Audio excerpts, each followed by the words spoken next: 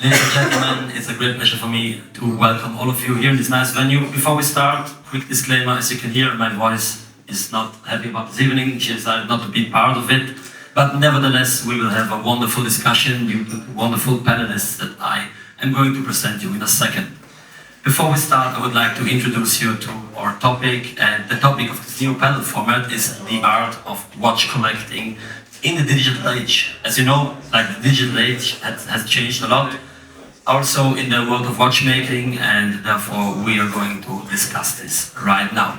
In this first episode, we are going to talk about horology, heritage, and financial strategy. So without further ado, let me present you my wonderful four panelists. And I would like to start off with my great friend and watch dealer, Simon Werner. He started off as a collector and thereafter transitioned to being a dealer. The next one is, as you all know, IamCasa, the rising star when it comes to watch influencing, blogging, and racontar horology. Tough job, like he likes to say. Next up is Charlie Foxhall, who is like a watch expert from the renowned auction house Sotheby's. And last but not least is Santi Avila, who buys more watches on a Monday morning than other people selling their whole life.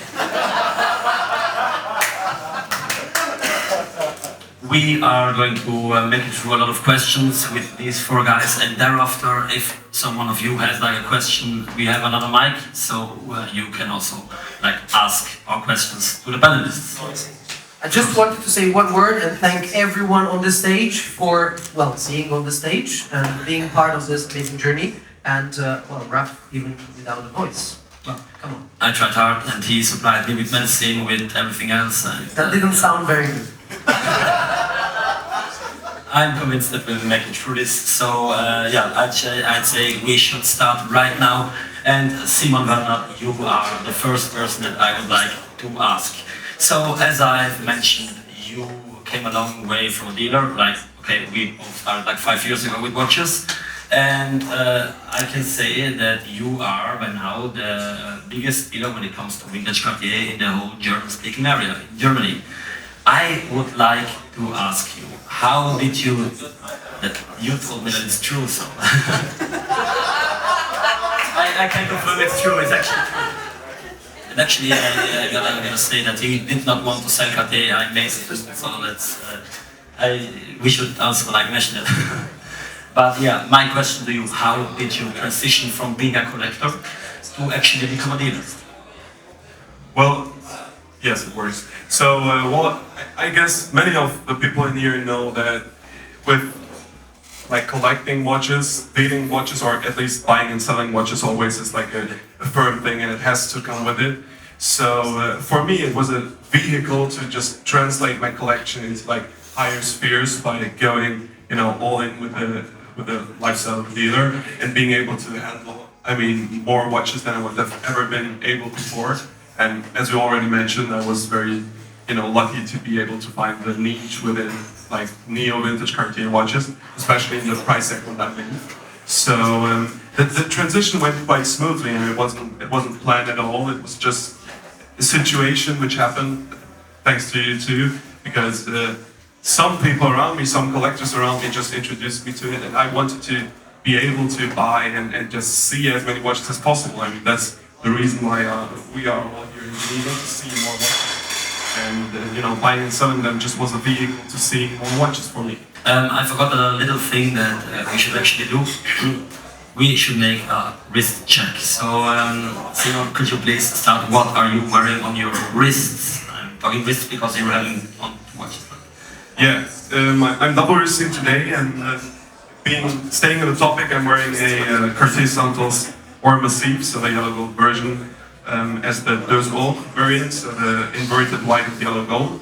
And on the other wrist, I'm wearing a CPCP, so the Cartier Paris Collection Privée Basculon, the Millennium Edition, which transitions from 1999 to 2001. And as I am born in 2000, this watch reminds me that the best things have been produced in 2000. So yeah, I had to go for that one, I believe.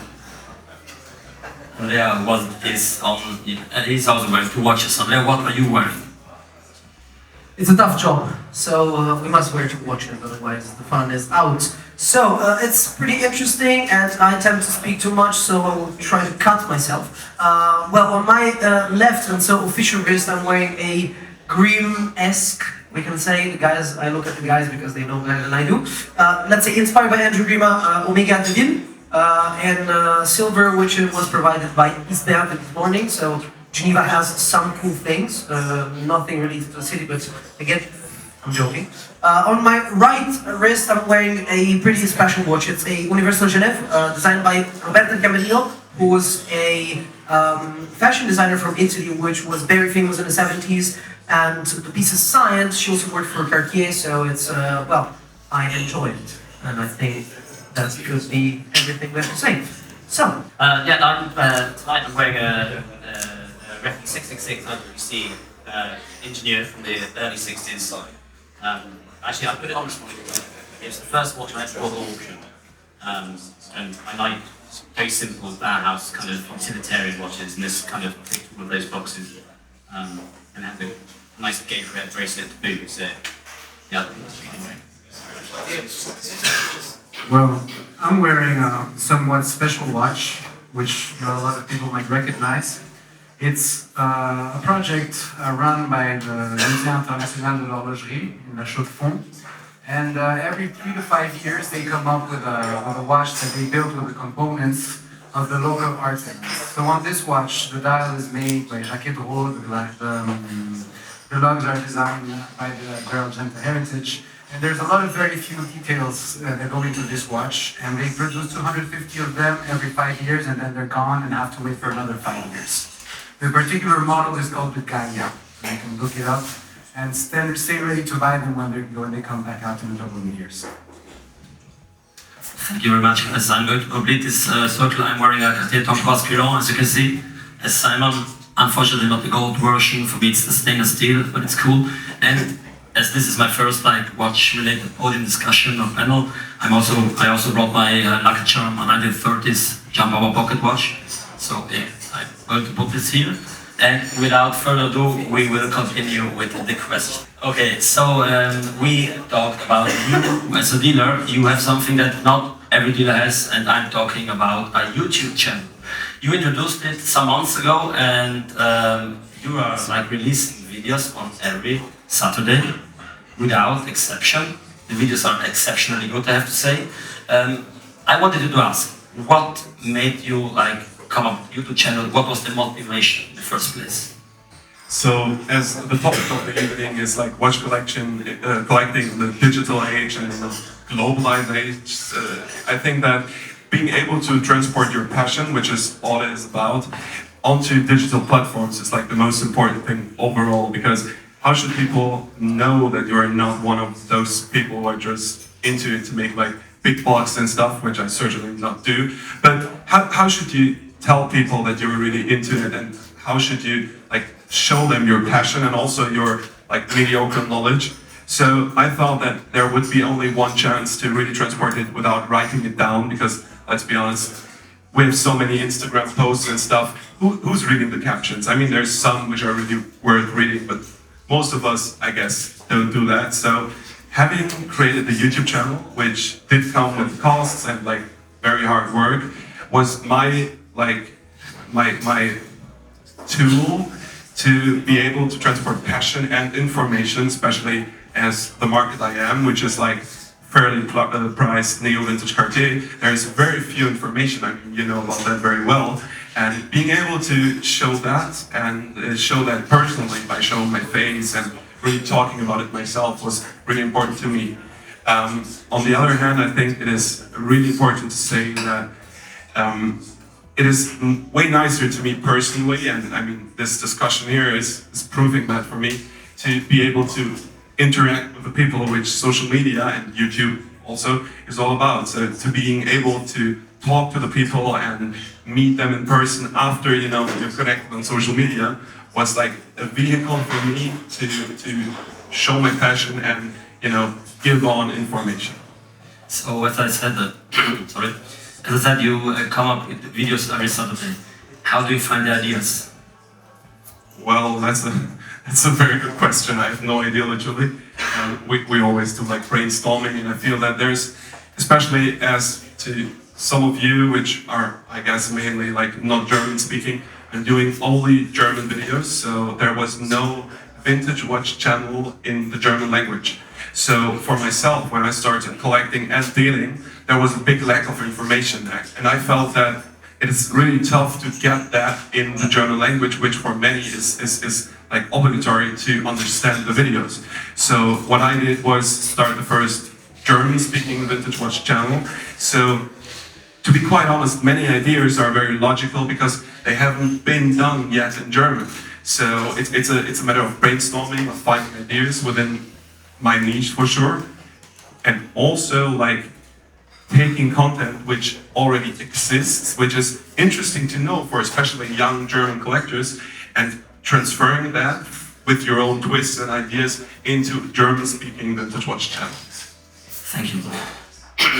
As host of the first German-speaking watch podcast, I see the problem that like having a medium that's like completely in one language, which is not English, is quite limiting sometimes.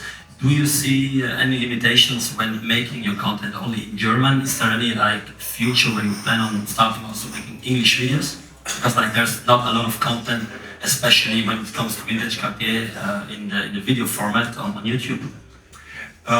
I do understand your question, and I mean, I'm probably not reaching any of you here because only very few are speaking German, but especially as Germany doesn't have such a strong collectors community, such as, I know, Italy, for example, it was very important to me to, first of all, address like the German-speaking collectors, to educate them as far as I can, and to stay within that, you know, like regional niche, and what's happening in the future is happening in the future, so there's no plans yet, no.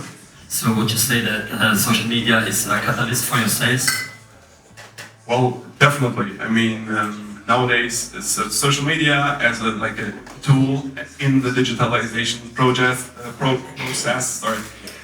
is obligatory to boost sales and to be able to interact again. I mean, I wouldn't do a single sale without people who believe in what I do and who believe in the watches I sell. So being able to show them off on social media and on YouTube, for instance, is very important for sales part too, sure. Thank you, Werner. And if we are talking about social media, there's no way around our Mr. IamCasa Event. And Andrea, I want to ask you, when we are talking about social media, how do influencers, just like do, contribute to the appreciation of horology? Thank you, Raf, and thank you, Steven, for this great intervention. Well, I say that sometimes they don't. Because sometimes I think there's a lot of hate towards us. I don't consider myself an influencer, but I guess that's what every other influencer would have told you. It's like I don't consider myself an alcoholic. Come on, who does? So, basically, that's part of the game. Nevertheless, what I could say about this is that at least it's my goal, you know? When I started the project, of course, I did want to get something out of it. Well, not at the beginning, but when I had a glimpse of what was the potential of social networks, not just networks, I really thought that could have been a job or something like this. But I would say that, especially it being my goal, as I mentioned before, spreading the passion and spreading the knowledge, which usually is not my knowledge, it's more your knowledge, your guys' knowledge, and I think this is also networking, because again, a lot of people have knowledge, but not everyone is okay or is let's say talented in exposing it and transporting it to other people. So I would say that this is the biggest part of our job, being able to invent, to create, to find a way in which we can entertain people, which is also what we're trying to do with this talk. That's why we actually are also saying weird things such as the alcoholic joke as before. Otherwise, it's pretty impossible to get people's attention. So I wish we contribute to this. Otherwise, we're wasting a lot of time, a lot of money, and a lot of effort. But I think we are, because you actually see young guys coming to you and just saying, hey, I saw this watch on your channel, I bought it. Or, hey, I saw you posted this watch, what should I know about it? And so I think that the feedback is actually positive. So maybe it's the only way. Yeah, I totally agree on this. For me, like when I started my Instagram project, TimeByRaf, some years ago, I would have never thought that this would lead to panel discussions like this and to connections, to friendships like this. And I would like to ask you, what advice would you give to like collectors, but also dealers, if they are looking to leverage social media in the digital age? Like there's no way of leveraging it before the digital age, but Of course.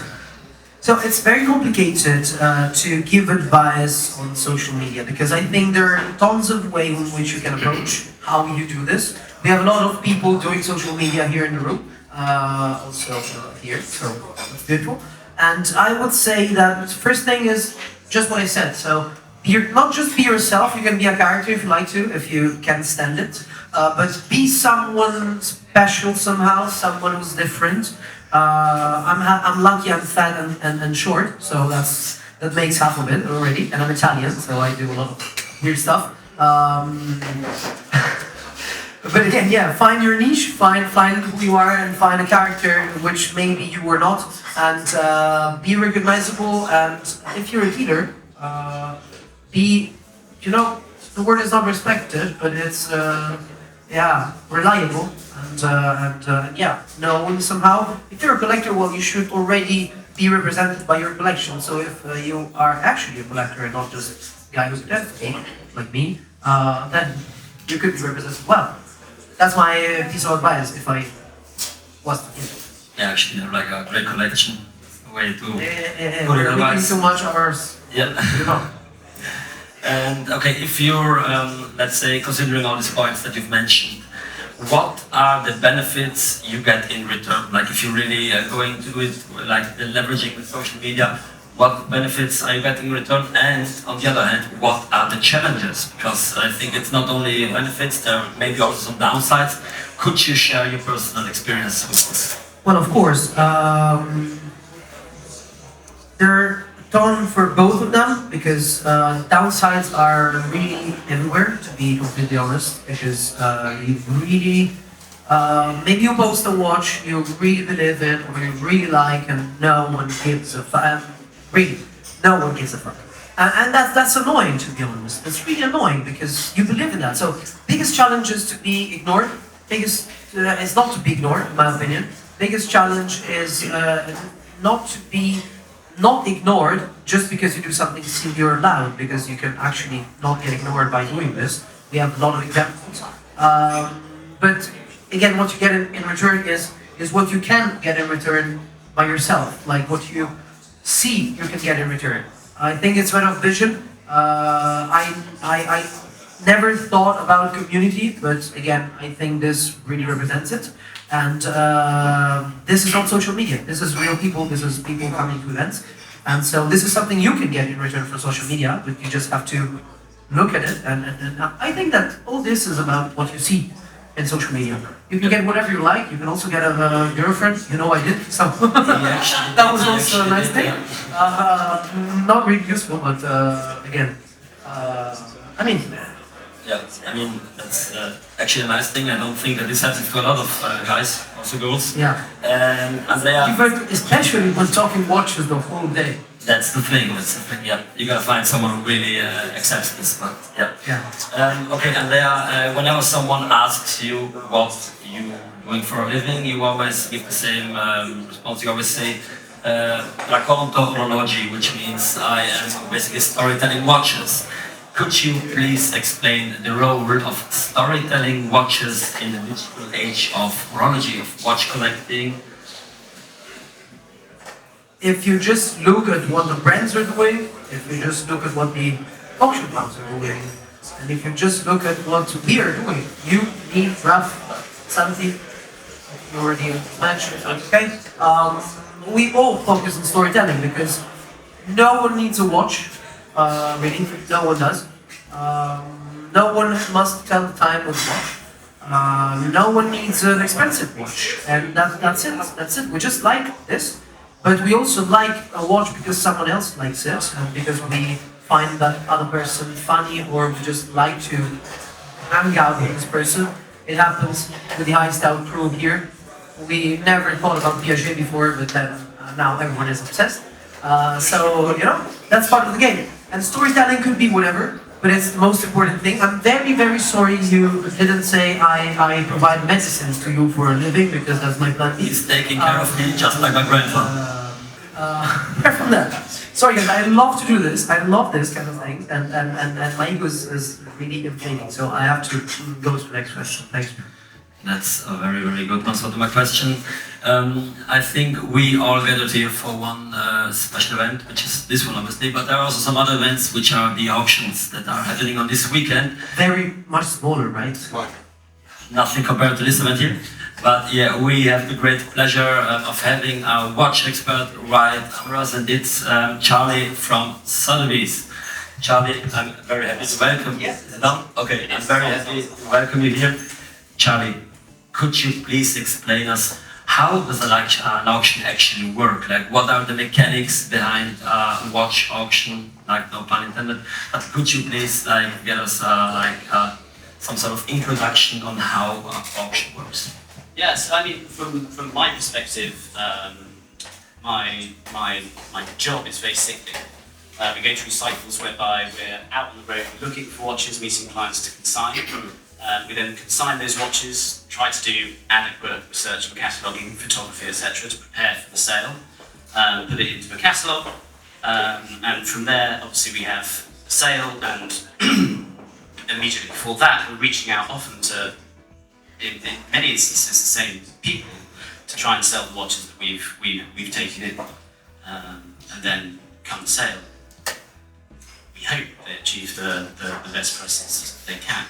There's obviously, you know, there's a lot of intricacies, a lot of negotiation in both buying and selling that we have to go through with our consigners and our buyers. But yeah, I mean, it's not super complex, really. It's not a complicated process, but I think the end result is really something that is it's a useful tool, not just for our consigners and our buyers, but for people who are interested. Like, you know, you don't have to buy watches at auction, or buy watches at all to be interested in watches. And I think one of the things that auctions offer is this very objective indication, acts as a very objective thermometer to where the market really is.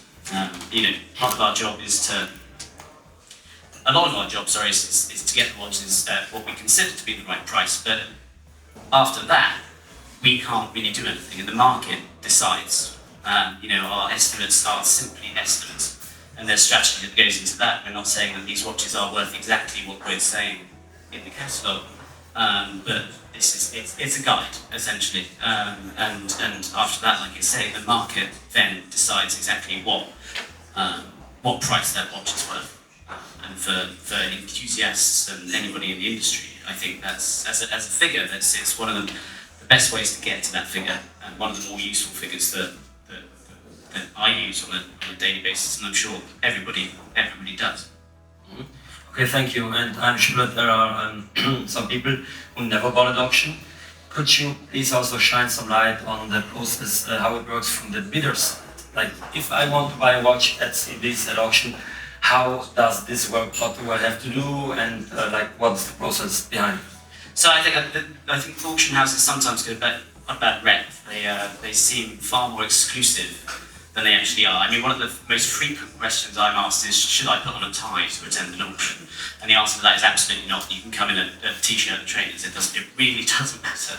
And it also doesn't matter whether you buy either. You just have to be interested.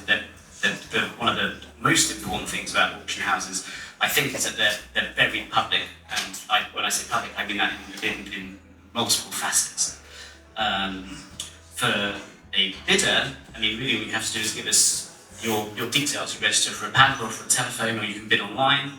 And it's again, it's really it's a very simple process. And yet not one that I think when people think about auctions, they think about, you know, musty oak-panelled rooms, and people in usually stuffy Englishmen in double-breasted jackets, placing stupid bids and sort of things. But you know, it's far more accessible than that. And you know, whether you're a seasoned collector or somebody who's just starting. Generally speaking, whichever auction house you look at, there's something that fits the bill. Thank you. So, Charlie, what are some notable trends that you've witnessed in the last years? Like, I have to say, you're not new to this whole domain, to this whole business. So, I would be interested in knowing what are some trends that you can talk about. Yeah, I mean, so I started at Sotheby's in 2015 when the watch market was really it was just turning into what we're now experiencing. Still at like normal prices back then? Yeah, very normal. Almost depending on your definition of normal, but very normal. You know, the Cartier crash from London, a London crash wasn't worth over $1 million. I think we were putting 30 to 50,000 on them. The Submariner was 3 to 5,000, things like that. You know, a 5110 was at 15 to 25, 20 to 30,000 pounds, which, you know, there's been a huge change in the market and a huge influx of popularity with regards to buyers and sellers, and also what people consider very important and what people consider value worthy, the premium that people attribute to things like provenance or quality or rarity. And yeah, I mean, I think the most notable trend I've seen, and it's probably the one that's most constant over the time I've been at Sotheby's, is that the middle ground is decreasing. The exceptional pieces, depending on your definition of what constitutes exceptional, be it rarity or quality or condition or anything like this, the exceptional pieces continue to achieve fantastic prices and can break records to this day. Things that have never sold for as much as they have sold previously still can sell for exceptional amounts, but they have to be in the very upper echelon of what collectors are wanting. The middle ground, meaning the kind of the watches that people might consider occupy this middle ground is disappearing. I know a lot of people who they might spend $2.5 million on something they consider perfect, and 3 or 4 years ago they would be happy to spend 500 or 700,000 on something that wasn't quite perfect.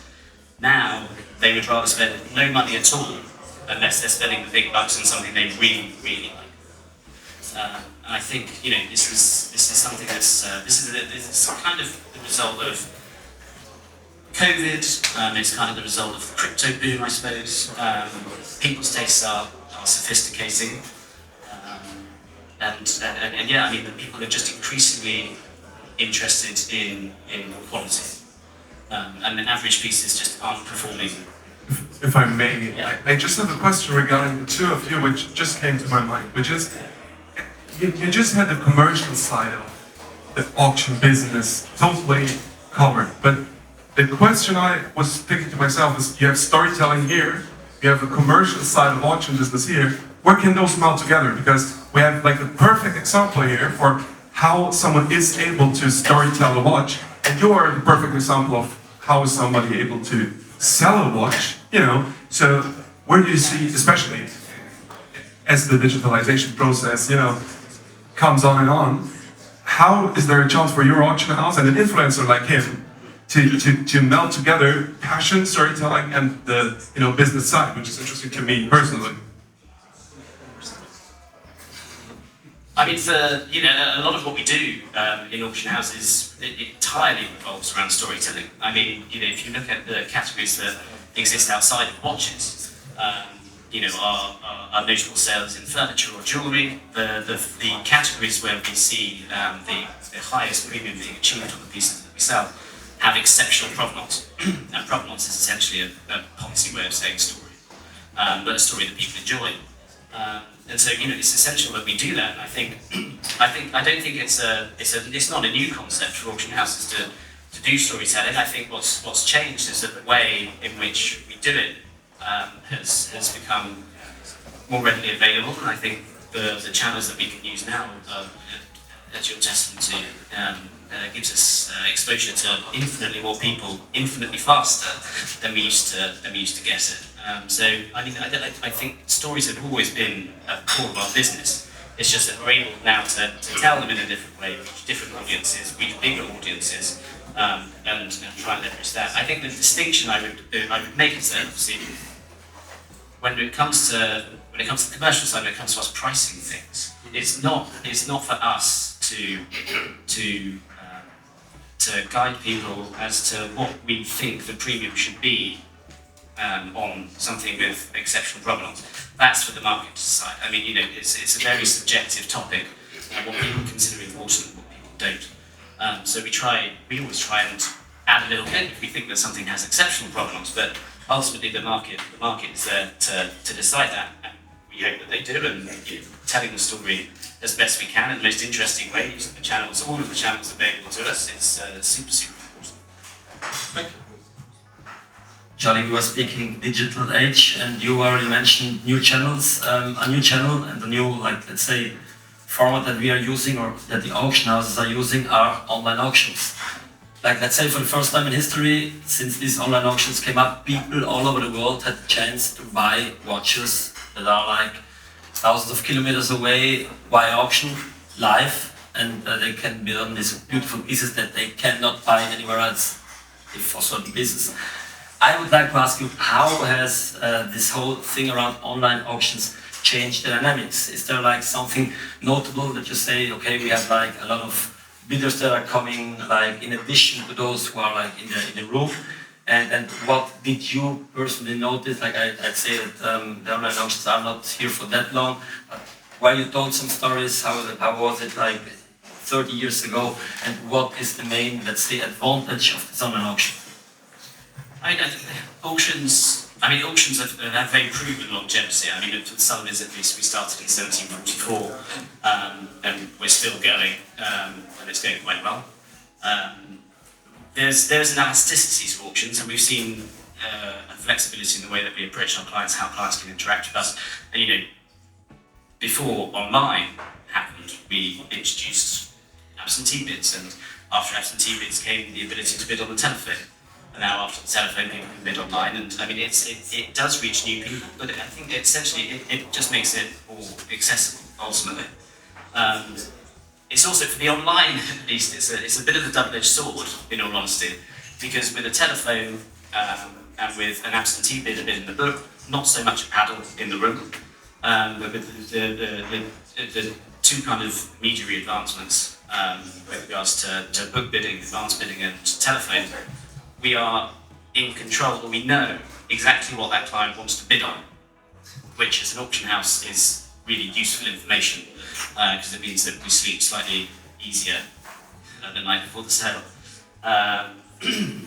With online bidding, I mean, it's been amazing. We've been able to reach people that, and I suppose this kind of ties into the perception that auction houses are far more exclusive than they actually are. But we've been able to reach out to far more people and engage with far more people. The thing is that obviously, we don't know what necessarily they're bidding on, but what we do notice is that the amounts that people are willing to bid online, and these are potentially people that are just looking at lots, relying on photographs that we've sent them. They're not necessarily coming to the view and dealing with these pieces, looking at these pieces, holding these pieces in person. They're becoming increasingly comfortable in spending higher amounts of money online. But isn't it the case that I personally noticed that when buying watches online, you don't always have the possibility to check them out in person. So is this also something that pushed the online auctions, that people are getting more comfortable with not seeing and handling a piece before buying it? Yeah, I think so. I mean, for us at least, our online auctions aren't exclusively online. If people do want to come and see the stuff, then we highly recommend that they do. But no, I mean, you're right. People are increasingly comfortable bidding on things, and I think that it also denotes a change in the market. The pieces that, sports Rolex, commercial pieces, people are comfortable not having to see them. They know what they are. The Royal Oaks and Nautiluses, they're modern pieces, They don't need to come and see these things. They're very happy to rely on images and our advice to do that. And what's so impressive is that that's how it started, and it's now bleeding into the more integrated connoisseurship. We easily sell things at over $1 million to online bidders that have never seen the watch in person. Yeah, that's really crazy if you really think about it. But that comfortable with like buying watches online, which is a lot. For the last question, Charlie, could you please share an exceptional watch auction experience that you personally had? Like, what was like the craziest experience that you had when selling watches at auction for Sotheby's?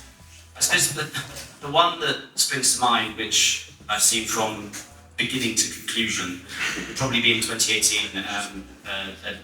A chap called up the London office when I was based in London, Bond Street, and said, I think my grandfather has an interesting watch. And he sent me a picture of it, and it was a pristine 6239 tropical Paul Newman.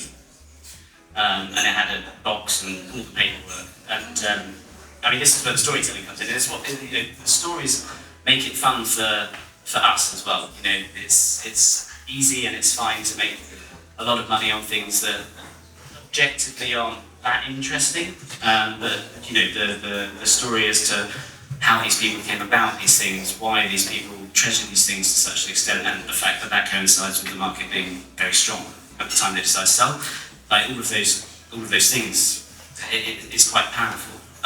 Anyway, this guy came in and he bought in this watch, and essentially his grandfather had had his house burnt, and his wife's engagement ring and wedding ring had been stolen.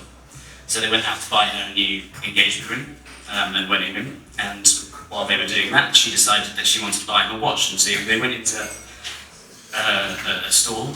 And there was I think a yellow gold Octavia put in front of them, and a Paul Newman Daytona. This Daytona, they bought it in 1973. It was made in 1969, so it just been sat in stock because nobody wanted it. And he chose to steal over the gold, thank God. And so yeah, he'd worn this all his life, and obviously the dials had also gone from black to brown. And when I spoke to him the first time about how the colour change had happened, he said he hadn't even noticed. This guy would shower in this watch. He had no idea, but it just happened so gradually over such a long period of time he hadn't even noticed. And so, yeah, he came in and he was just like, you know, I've done a bit of research. I think perhaps it's worth 20,000 or something like that. I mean, anyway, we put an estimate of $200,000 to $400,000. Got it to Geneva as quickly as we could, and then come the sale day, the grandfather was elderly in a wheelchair, couldn't come, but the grandson and the father came and watched the watch sell, and then eventually made 970,000 Swiss francs. Very impressive. And this was in 2018. I mean, the market arguably got a bit better. And yes, suffice to say, we got incredibly drunk in the bar afterwards. And while actually, this is the most poignant moment of the entire thing, while we were there at the bar, the family back home in England, and this was a very, you know, middle class, normal family in England, not huge amounts of money. While we were at the bar, the rest of the family had gone to the grandfather's house and were watching the sale live. And one of them had filmed the entire process, and they sent us this video, which I still have. And it's just, I was able to watch a family who they won the lottery, essentially, you know. And that for me was, it's worth, I will sell 1,000 Submariners and Daytonas and Nautiluses so long as every now and then I get to do things like that. It's really nice. Like, I have one personal last question to you. I'm a collector and I have a big problem with parting with pieces. That's why probably I could not be a dealer. How is it for you? Like, you work with so many great watches on a daily basis. Isn't it sometimes complicated to see all these watches? Also, like, see the watches that are like affordable to you, and like not like having like not buy all of them, or like, isn't it like complicated? Because I would probably lose my mind. I think it makes it more complicated to buy, because my I see so many things, so many different things. My tastes are constantly changing. Like, you know, the watches that I wanted in 2015 are completely different to the watches that I want now. So I think if anything, the breadth and the variety has actually helped me focus on what I want, and focus on how I buy as well. And essentially, I just buy what I like, and I don't think about stuff. I feel bad, I lied when I said that it's the last question. I have one more for you, which is really important to me. When I'm coming home from Geneva, I have 1 or 2 days where I feel like, okay, I had some sort of like overdose when it comes to watches. In a good way, but seeing all these crazy pieces coming home to my collection, you know, it takes 1 or 2 days to fully re-appreciate what I have and I'm proud for I have, let's say like this. Do you like feel some sort of fatigue when like dealing Paul Newmans and 1463s all day long? I mean, I suppose, although luckily the nature of my job has changed, I probably suffered more from what you were describing when I was in the research and cataloguing stage. Now that I am a specialist, I'm travelling a lot more. So, you know, I see the watches that we can sign and the clients that we can sign from once or twice before the auction. And so, you know, luckily I don't spend huge amounts of time with lots of watches. I spend a small amount of time with lots of watches, which has really helped. But I mean, I did struggle to that when I was just data entry. Okay, thank you, Charlie. That was indeed the last question. So, from the auctions, we are pivoting to the grey market, and it's a pleasure for me to ask some questions to my friend Santi. And Santi, you really emphasize that you are not only a dealer, but a wholesaler, which is like a bit of a different thing. Could you give us a quick introduction? Like, what is a wholesaler actually doing in the watch industry? So, like Simon, I started buying and selling watches to get the opportunity to touch and have in my hand some of the pieces that I couldn't really afford but could temporarily hold before selling them. And I had a big bottleneck, which was the capital I had at disposal and also the condition of the watches when I was dealing in second-hand watches. I couldn't necessarily get the right watchmakers or the right expertise quick enough for me to deliver to my clients. And trying to solve both those bottlenecks, I became a highly specialized logistics company that specializes in transporting batches of watches from A to B and making sure they arrive on time, the duties are paid, and no alligator straps get cut along the way. Yeah, that's crazy. Like always when I see him wearing a watch, he's always like, it's for sale, like always the same story.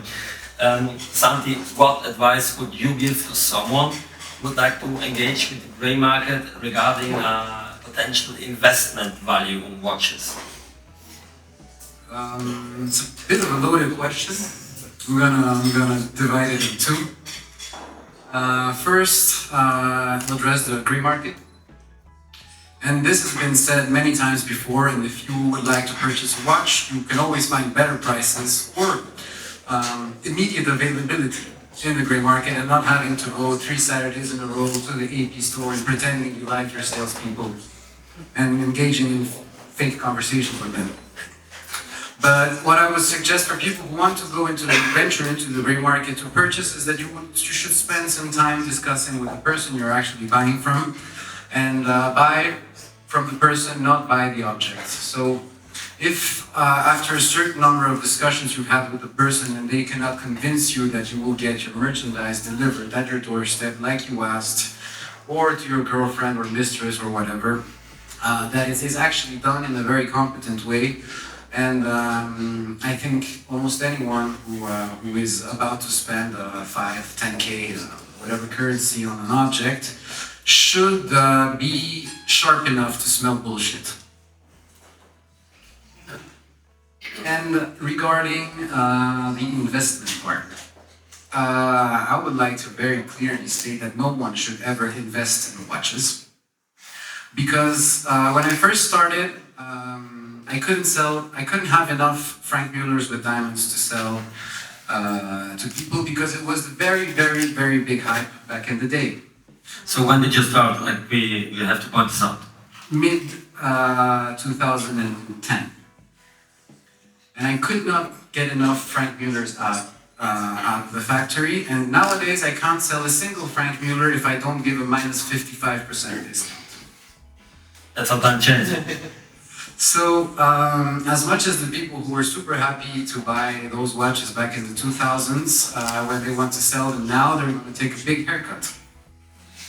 Because when I say minus 55 off, it's on brand new watches straight out of the factory with a fresh warranty. If the watch has been worn, I wouldn't pay right now a tenth of retail for a watch, because simply put, I would not sell it. I can imagine. Okay, so Sandy, I have another question for you. Let's say totally different nature of question. I want you, so I would like to ask you if you could like share an example of a unique watch or something like that that really had a big impact, not only on the collectors and that piqued their interest, but also that like, somehow impacted the heritage of certain brands. Is there something or is there a story that you could share with us? I'm going to share a couple of details, and the educated crowd, I guess, will link the dots.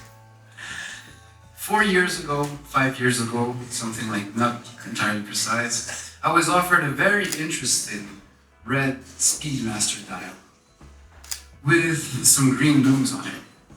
And when it was offered to me, there was no price on it. We will have to wait till the documentary to come out. Maybe the authorities will start taking care of this as well, because of the amounts involved. I mean, it's quite public knowledge that Omega themselves bought the watch, and if I had bought something that's worthless for $3.3 million, I would really be trying to do something about it. So I guess this still remains to be seen, but there was some hope, and maybe Charlie can add a word about this. There was some hope that the Speedmaster would gain the Hall of Fame of collectors, just like the Daytona did, with their various iterations and different dials, Newman's, JPS, and all of that. But I don't see this happening anytime soon because of the lack of trust the public might have towards archives, different auction houses, or the brand itself. Maybe not the brand won't be hurt too much, but there is a very real scare of potential customers to go bid on vintage Speedmasters at the moment. Yeah, that's actually an interesting story. I once again have to apologize for my voice. It's not as easy as I thought it would be, but yeah, we made it through all the questions. Santi, I'd like to thank you for this interesting story. I didn't know about it. Like he was telling me about it previously, but yes, now I know about it. And well, now we have the possibility, or you have the possibility, to ask any further questions to my panelists. And yeah, Ash is like on the microphone giving it to you. So if someone of you has a further question, do not hesitate to ask. And of course, thanks to all the panelists, and thanks to all of you for also having the patience to listen to all of us. We know we're not your usual, what you would usually watch, because we all know what you usually watch. And so yeah, thanks to all of you, and thanks for being here. And if you have questions, please ask us. Otherwise, we go to drinks, and I know you like it.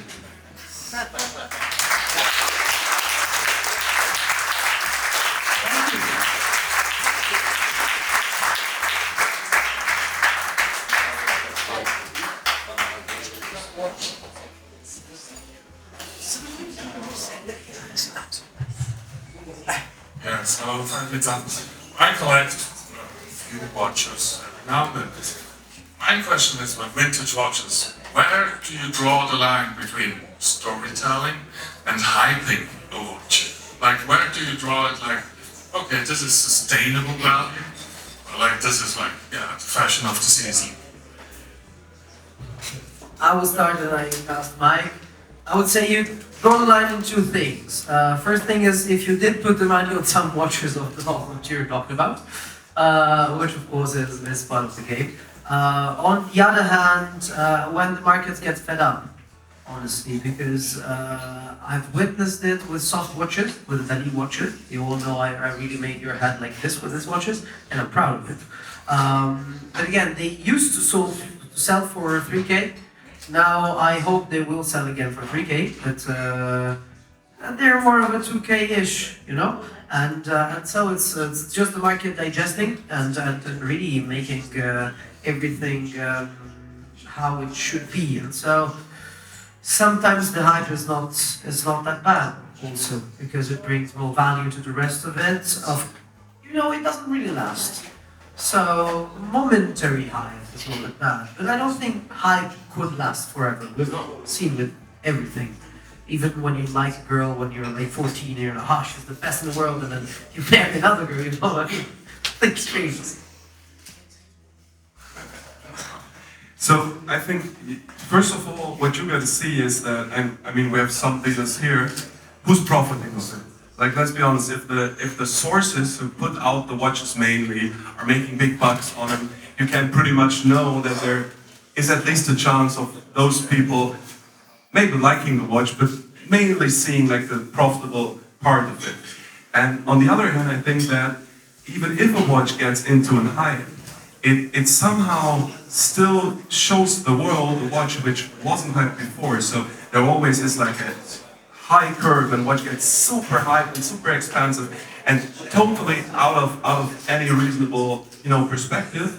But from that point on, when the hype gets lower, you still have one more valuable watch to the market, which nobody was talking about before.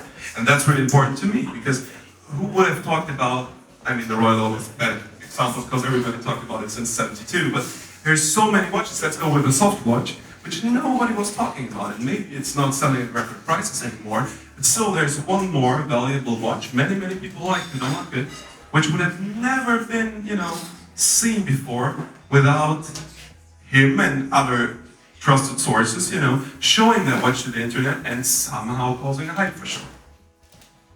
But Simon, I have to ask, don't you think that there are like two sorts of hypes? There's like the natural hype that happens, and sometimes also like the, let's say, generated artificial hype. And I think that there's sometimes also like happening something very strange where you find a watch, like this soft watch, and I don't think that Andrea had the objective of, okay, I have the soft watch and I want to hype it, but I know for myself that sometimes I find a watch which is not as common as, let's say, a Rolex Submariner, and you just love it, like we collectors do, like we passionate do, and like obviously we have some sort of reach on social media, and if we are going to share this, I know it for myself, I see a watch I really like, and I'm sharing it. People are starting to like inquire about this watch, to ask, what is this watch, where can I find it, where did you get it? And like I witnessed it with Basculon. I got mine in early 2020, and I remember not a single Basculon being available on the let's say non-B2B but B2C market. So I had to look it up everywhere, and I found one by using like a search listing. And thereafter, it's obviously not only my fault. Some people had one. There was one guy in the watch industry that knew had one before. They started like coming up with them, and suddenly people were like finding some sort of amazement in the Basculon, and that led to higher prices, rising prices, and also bigger availability. Because like people were like, oh, this watch, like these are like these were the biggest sleep perspective. And yeah, I think that this can also create some sort of like artificial hype, even though it's not like bad intention. Then on the other hand, there's also some sort of hype where people are like, okay, I have something, like I've maybe found an old stock of like 30 watches, and they are super cool, they're super quirky, and yeah, let's hype it. And thereafter like sell them for a major premium, and that's like, I think that there are like different types of hype. But that's your challenge. That's the challenge of the influential people in the watch world, and people like you and Casa and all the people here. Because I'd say that you are the people, not counting myself in, who are to decide which watches are worth the hype and maybe worth the potential bucks it's going to be valued at, or which somehow aren't. And there's been watches I've bought, and many people have bought and lost considerable amounts of money because they bought it within the hype. And I would say that that's down to like misinformation sometimes exactly as you said, like a wrongful hype caused by some influencers which are really not having good intentions here. So that's the challenge we've been talking about the whole evening, right? So yeah. Little thing to interject here, and picking up on Charlie's choice of words, and I would put the difference between hype and storytelling, first of all, the object has to be something exceptional to you, or at least to some part of the public. And then the difference I would put there is if you can actually assess its provenance. It's a very nice French word, but basically storytelling would be just me saying I was walking through the streets of Quito and found this really nice patina they date, and I bought it from a grandpa who had only 2 teeth. That sounds to me like storytelling or hyping. But if someone is able to share a story like Charlie did, regarding the whole family sitting in front of the TV, watching a single hit of a hammer change their immediate life, that would be an extreme case of provenance. Those are my 2 cents on each. I can probably chime in a bit. I think hype gets a bad rep. I mean, there are things that have been hyped and are hyped historically. I think there's a significant distinction to be made between hype and hysteria. And the market for certain watches over the last few years has been hysterical, not hype. Things coming from a single owner to the market, that's hyped, and people appreciate that. So it can be a positive thing too. I think as long as you tell the story in an honest way, and that the story is genuinely interesting, you don't fabricate or exaggerate. I think there are attributes of watches that come to market that have always been and should always be hyped, and they do cause hype. The main thing I see is that when people use the word hype now, they're talking about Nautilus watches selling for modern 5711 selling for $200,000. That's, I would argue, not hype. That's hysteria. I want to add one last thing, which I always care a lot about. We don't sell medicines. So if someone wants to buy a watch that is overpriced, it's on him. And so that's not to justify any one of us, but sometimes we're not the ones hyping them. It's just we show one and someone gets hysterical and it goes and goes and goes. But the best part is we can actually sleep well at night. Because in the end, it's watches. It's our biggest passion, it's my whole life, but I can sleep. I mean,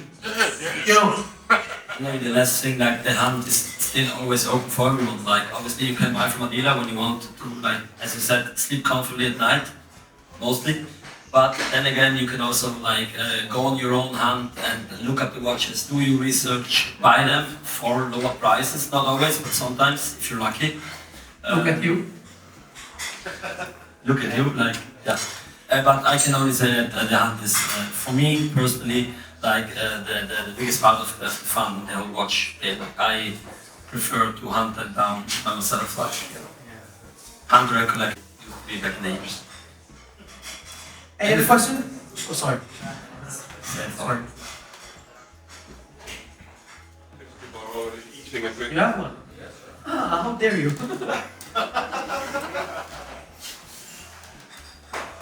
We've seen a quite impressive market over the past years. A lot has changed. Interest in watches, both modern, independent, vintage has changed. What's yet to come, in your opinion? If I knew, I would hype them and make money. No. Come on. Well, I always answer first because, well, thank you, Duff. And sorry for this. I usually say I don't know, and I usually say I don't like to disclose it, and I don't have any sfera di cristallo.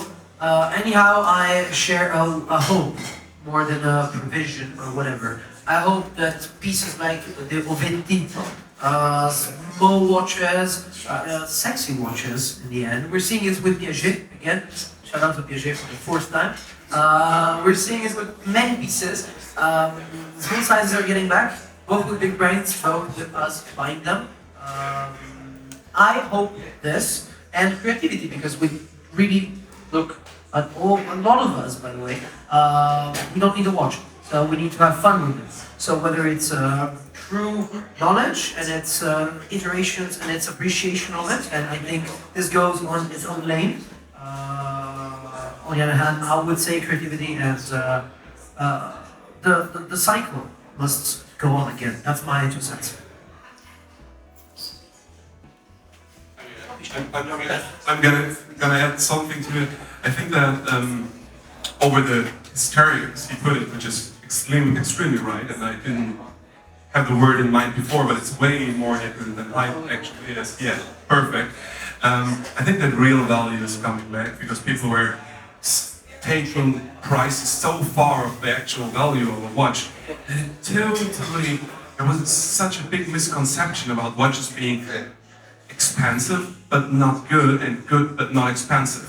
And I've been lucky to see so many pieces in the past year or years that were overwhelmingly underpriced down to the monetary value, but were exceptional pieces, and the auctions here show that again. I mean, some people in the room actually bid on amazing pieces and got them at crazy bang for buck ratios, while still we have like naughtily selling for like, I don't know, 100 grand plus. That's just not the correct value proposition for me, and I would always look for real intrinsic value and put that up front, because that's the direction everything heads to, because nobody wants to buy a watch for more than it's actually worth. Yeah, thank you. Are there any further questions from your side? Fair warning, last chance, sold! Guys, thank you.